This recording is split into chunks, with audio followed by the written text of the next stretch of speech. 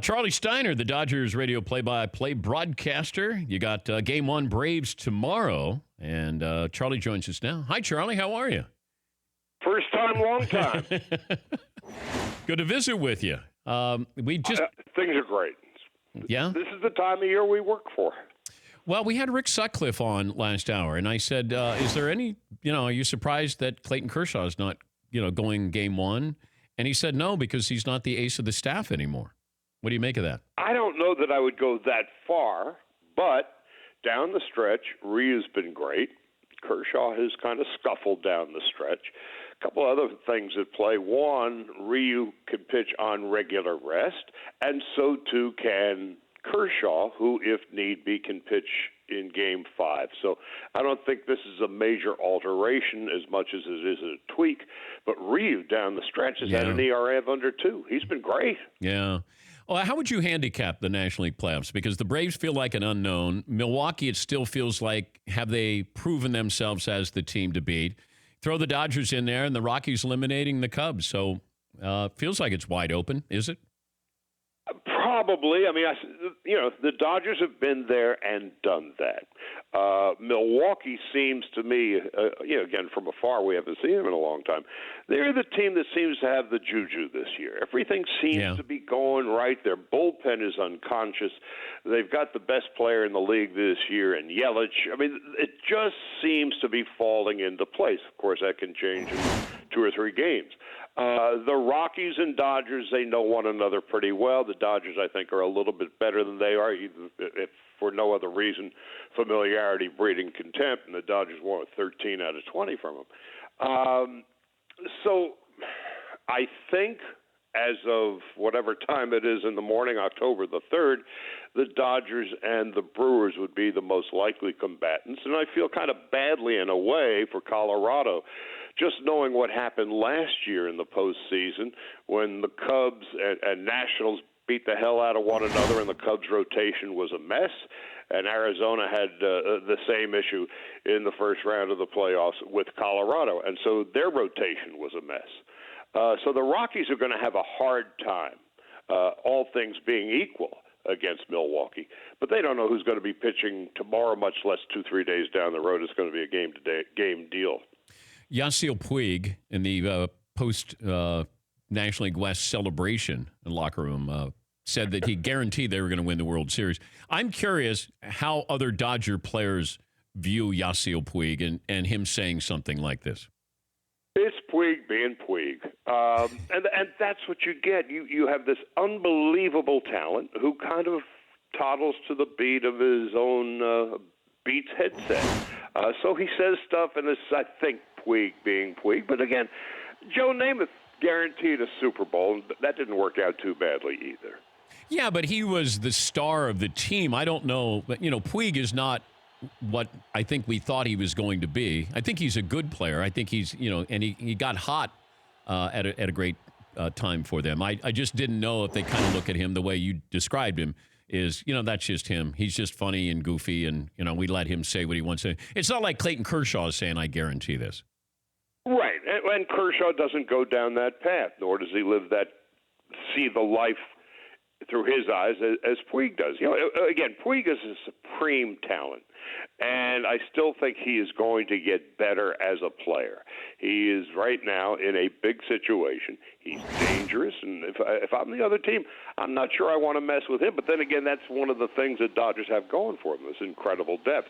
But to your point, I think it's Puig being Puig, and they just move on. And I don't think baseball is given to the headlines and locker room stuff that it once was. And after all, it wasn't MLB just last night promoting let the players play and be exuberant and all of that? Dave Roberts was going to get fired earlier in the season, wasn't he? Oh, I don't know about that. Let me tell you about Dave Roberts, and he's been a good friend of mine going back before he stole the base in 2004. He's smart, he's grounded, he's a great communicator, and I was thinking about this the other day. He has managed to keep a lot of egos in check with the platooning that has gone on. And I'm remembering back to the days when I was doing the Yankees. That was a room filled with egos that Joe Torre could kind of leave alone and self-police. Mm-hmm. And he also had Don Zimmer there, and most importantly, he had, as the shop steward, Derek Jeter. Here, this was essentially a Dave Roberts operation. And when they were going bad, he hung in there. In fact, I think April 29th, they're 10 games under 500, whatever it was. He said, we're still the best team, and we're going to win. They were, and they did. I think this is his third year. He's gone to the postseason each of the 3 years. I think this by far was his most challenging and his best year as a manager. Yeah, I like him. He's one of my favorite interviews. He's interesting. He's got perspective. He'll give you an opinion, and I appreciate that in this business. But and maybe saying he was going to be fired. They were circling. The vultures were circling when you're 10 games under 500 with that kind of payroll. And I think that there was a little bit of pressure there, or at least it felt like there was pressure applied. That 10-game under 500 thing, again, that's the macro. The micro was they missed Justin Turner, probably their best everyday player, for the first 40 games of the year. Mm-hmm.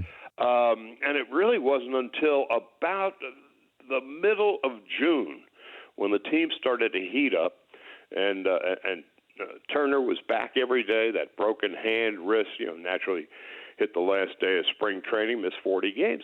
That's when the Dodgers got off to the slow start. But after his return, I'm not putting it all on one guy. Suddenly you put maybe their best hitter right into the middle of the lineup where it didn't exist for the first 2 months.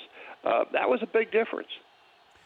Also, when you look at this team, I don't know how much drama you have or what is considered drama, because you used to do play-by-play for the Yankees where it felt like if there wasn't drama. Now that's drama. What is your favorite story? If you were going to encapsulate what it was all about when you were there broadcasting the Yankees, what you saw, what you heard, do you have a favorite story? It may have actually come before I did the play-by-play back in the Bronx Zoo years, when Greg Nettles said matter-of-factly about Sparky Lyle, he's gone from Cy Young to Sayonara. When Goose Gossage, in a hissy fit about George Steinbrenner, take it upstairs to the fat man. And, you're there in the middle of all of this stuff, and you say, thank you, God, this is great. There's none of that anymore. That's Broadway.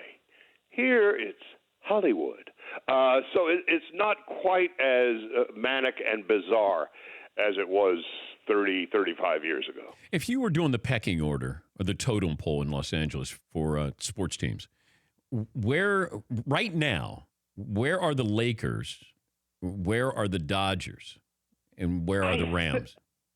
Because it is October 3rd, and we're heading into perhaps another World Series, got to put the Dodgers first. Okay.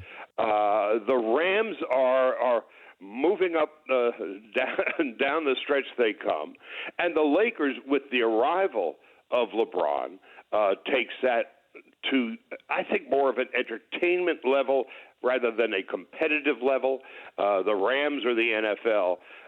But at the end of the day, it's the Dodgers, and they're in first place, and they've won the division 6 consecutive years, and have as good a chance as anybody to go to the World Series again. We were just showing on the live look-in for people watching on TV when you were doing SportsCenter, when Carl Lewis sang the anthem, and you gave us Francis Scott off-key for Carl Lewis, and you were famous for not being able to hold it together, Charlie. And I mean that as a compliment. I take it as one, because how else am I going to take it? At that point, I was relatively new to television, and that moment was just where I totally lost it. But in some way, it was very liberating, because if I laughed my ass off like that and still had a job the next day, maybe I could actually make it in this television business. Because when I came up from, we were downstairs the studio, then we went upstairs to that big old bullpen area room, passing for a newsroom. Everybody's laughing.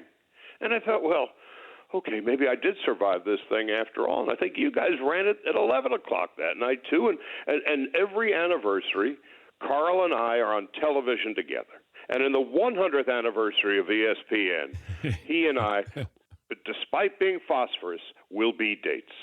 He doesn't get our fascination with it. I did an interview with him, and his brother told me, he goes, I don't know why you guys still bring that up. I in many ways, I do feel badly about it because he was one of the great seminal athletes of the 20th century. And sadly, as many people, if not more, remember his anthem, which was certifiably awful.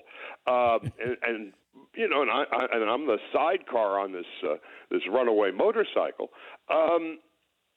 That they remember him as much for that as all the great stuff that he did as an Olympian. So I feel badly in some degree, but it was live. What are you going to do? Yeah, I know. It wasn't that it wasn't not funny. And to see Derek Coleman pulling his warm-ups over his mouth so we couldn't see him laughing.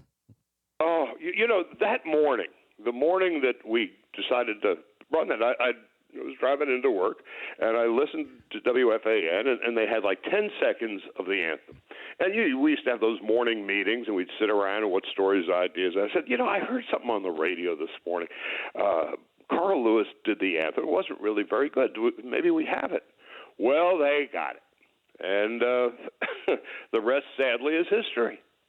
It was hysterical. Oh, man. And just to see... And then I guess I lost it probably 12 or 13 more times over the course of my career because of Carl Lewis. It was liberating. Funny was funny. I know. We're supposed to be, have decorum, and we're supposed to be, we're gonna keep our dignity here. We're not gonna show our emotions there. And all of a sudden, you just start laughing. You were doing what we did behind the scenes off camera, or we wanted to do, and then finally you did it, and you're like, it's okay. It's all right to say, hey, my bad, or I made a mistake on this highlight, or whatever it is. It was just, you're right. You took off the Hans device. Not intentionally. It just, much like what we did back then. We did stuff, and all of a sudden, like, hey, that works. Or, hey, that didn't work. Let's not do that anymore. So suddenly I lose it, and it's like, it's okay. We're still on the air. We'll be back tomorrow. And then, then Tanya Harding comes along, and Mitch Blood Green, and all these Kerry Wood, all of these things that I found particularly humorous. I was freed of the shackles of trying to bite my lower lip. Do you ever cross paths with Mike Tyson anymore? Yes, and we're okay. There was a time that we weren't. I haven't seen him in the last year or two, but one day he said to me, he came over to me, and I'm thinking, this is not going to end well.